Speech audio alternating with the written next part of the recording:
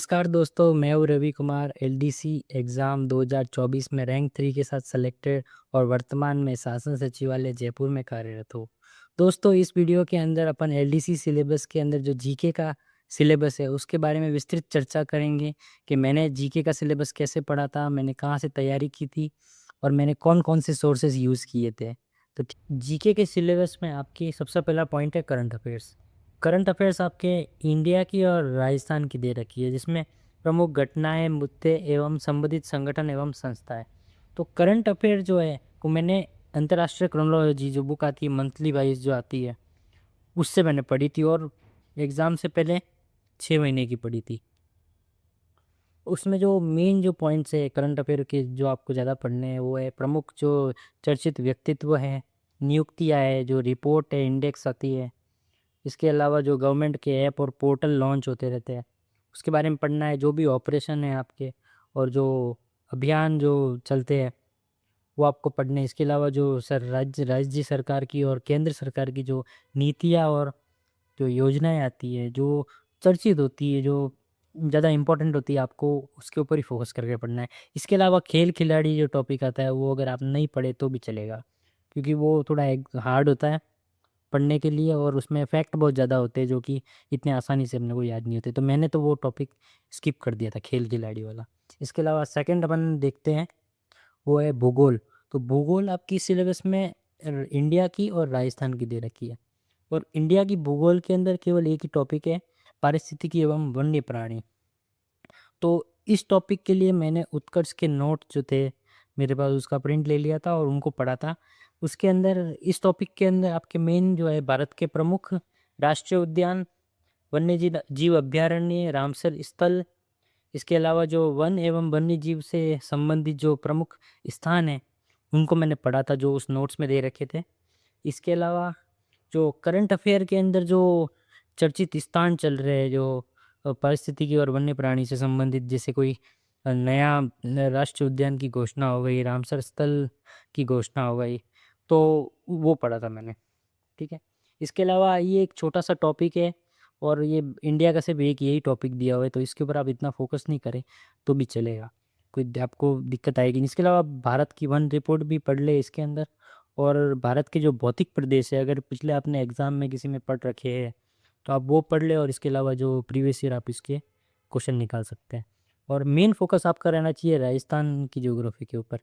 तो राजस्थान की ज्योग्राफी भूगोल के अंदर आपके मैंने इसमें उत्कर्ष के नोट्स बनाए थे, इसके अलावा मैंने स्प्रिंग बोर्ड के नोट्स है उसकी भी हेल्प ली थी। तो राजस्थान के भूगोल में जैसे जलवायु है, वनस्पति एवं मृदा है, वनस्पति में वन एवं वनस्पति है जिसमें आप वन रिपोर्ट भी पढ़े इसमें। इसके अलावा प्रमुख भौतिक विभाग है, मानव संसाधन में जनसंख्या, जनजाति, राजस्थान के प्रमुख संसाधन में खनिज, वन, जल, पशु, वन्य प्राणी एवं संरक्षण। अब ये टॉपिक अच्छे से तैयार कर लें। इसके अलावा जो आप राजस्थान की जो वन रिपोर्ट है वो भी आप ज़रूर पढ़ें इसमें। और इसके अलावा करंट अफेयर्स में जो अ, बजट के अंदर जो नई घोषणाएं हुई हो, ये वन्य प्राणी एवं संरक्षण से संबंधित जो घोषणाएं आई या फिर जो योजनाएं आई है वन से संबंधित, उसको भी आप फोकस करके पढ़ें। इसके अलावा राजस्थान में कृषि एवं आर्थिक विकास, इसमें राजस्थान की प्रमुख फसलें, कृषि आधारित उद्योग, प्रमुख सिंचाई परियोजना, मरुभूमि के विकास संबंधित परियोजनाएं, हस्त उद्योग, विभिन्न आर्थिक योजनाएं, कार्यक्रम, विकास की संस्थाएं, इनमें पंचायती राज एवं उसकी उनकी भूमिका।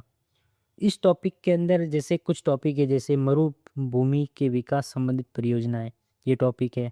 विभिन्न आर्थिक योजनाएं, कार्यक्रम, विकास की संस्थाएं, ये आप टॉपिक कहाँ से पढ़ेंगे, काफ़ी लोगों को डाउट होता है। तो इसमें मरुभूमि के विकास संबंधित परियोजनाएं जैसे मरु विकास कार्यक्रम है, मरु विकास बोर्ड है, अरावली वृक्षारोपण परियोजना है। तो इसमें ये कितने जिलों के अंदर लागू की गई है और इनके शुरुआती वर्ष क्या है, ये सब चीज़ें आप इसमें याद कर सकते हैं।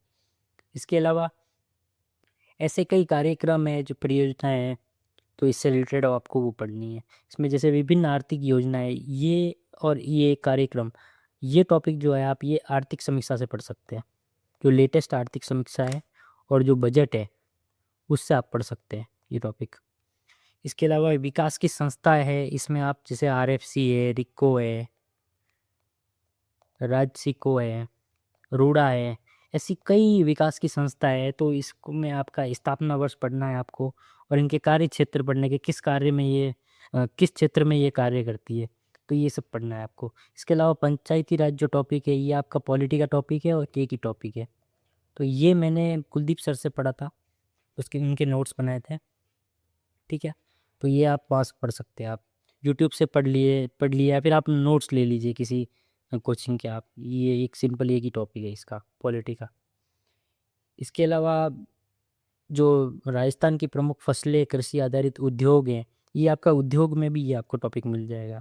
तो ये जो है ना प्रमुख उद्योग एवं औद्योगिक क्षेत्र, यही टॉपिक है। इसके अलावा प्रमुख सिंचाई परियोजना है, जैसे नदी घाटी परियोजना है आपकी, और इसके अलावा नहरी परियोजना है, आप ये पढ़ सकते हैं। इसके अलावा ये हस्त उद्योग है, ये हस्तकला टॉपिक है।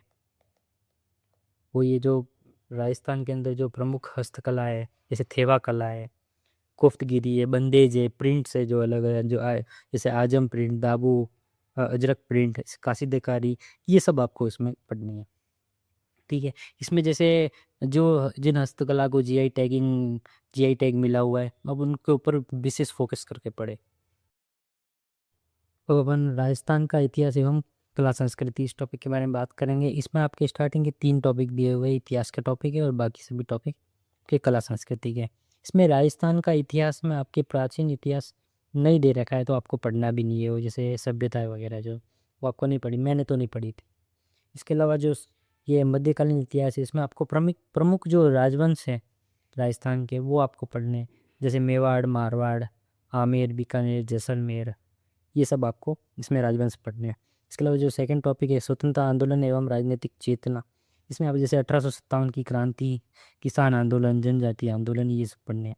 और राजनीतिक पुनर्गठन के अंदर आपको राजस्थान का एकीकरण, ये पढ़ना है। और ये बाकी जो दिए हुए लोक भाषाएं, बोलियाँ, साहित्य, जैसा कला संस्कृति के टॉपिक है, आप इनको पढ़ें। साहित्य को आपको पढ़ने में याद काफ़ी, आपको कविताएं और जो अ, ये कवियों की जो कृतियाँ है, आपको ये पढ़नी पड़ेगी। इसके लिए आप एमसीक्यू प्रैक्टिस करें, तो आपको बेटर ये याद होगा और आसानी से आपको याद हो जाएगा। इसके अलावा लोक संगीत, लोक नृत्य है, इसमें वाद्य नहीं लिखा हुआ है पर वाद्य भी आएगा के टॉपिक। संत, कवि, योद्धा, लोक, देवी देवता, मेले, त्योहार, रीति रिवाज, वेशभूषा, आभूषण, ये टॉपिक है। कला संस्कृति बहुत ही सरल टॉपिक्स होते हैं इसमें, और इससे क्वेश्चन सबसे ज़्यादा आने के चांस होते हैं। अब हिस्ट्री से ज़्यादा आप कला संस्कृति के ऊपर फोकस करना, मेरे तो यही रहेगा आपके लिए।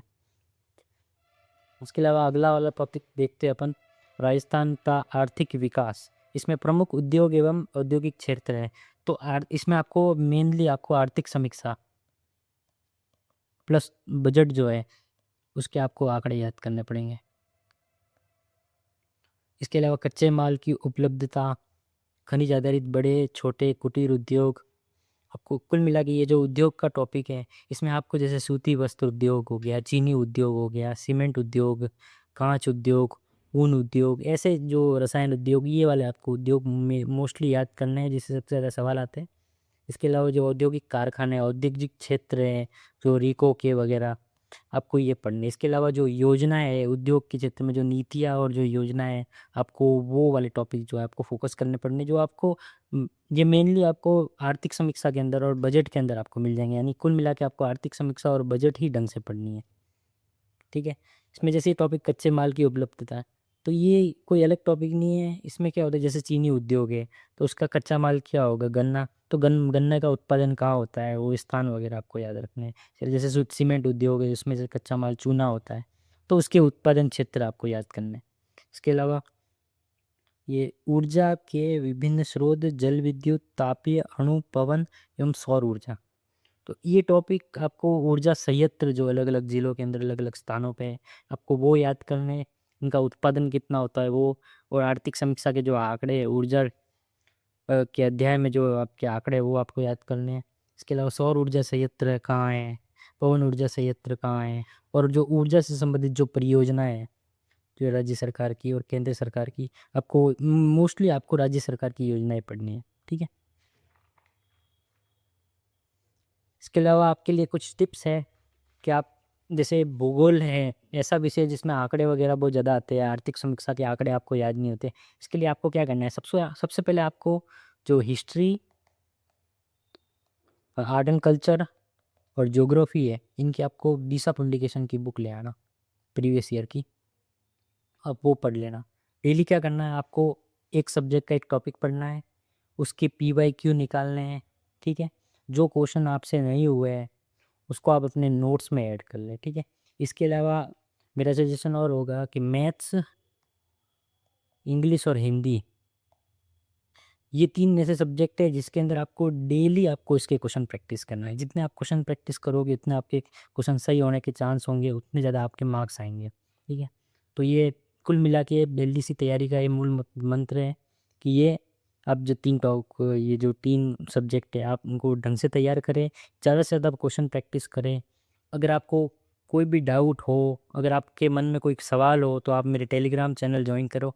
मैं आपको लिंक दे दूँगा अपने यूट्यूब इस वीडियो के डिस्क्रिप्शन में, आप उसको जॉइन करो, ठीक है। आपके कोई भी क्वेश्चन है, क्वेरी है, आप उसके अंदर आप पूछ सकते हो और मैं आपको अपने आपकी जो भी डाउट है वो सॉल्व करने की कोशिश करूँगा, ठीक है। दोस्तों, नेक्स्ट वीडियो में अपन साइंस के सिलेबस की विस्तृत चर्चा करेंगे और इस वीडियो को लाइक करें, शेयर करें और कमेंट सेक्शन में आपको जो भी डाउट हो वो आप बता सकते हैं। धन्यवाद।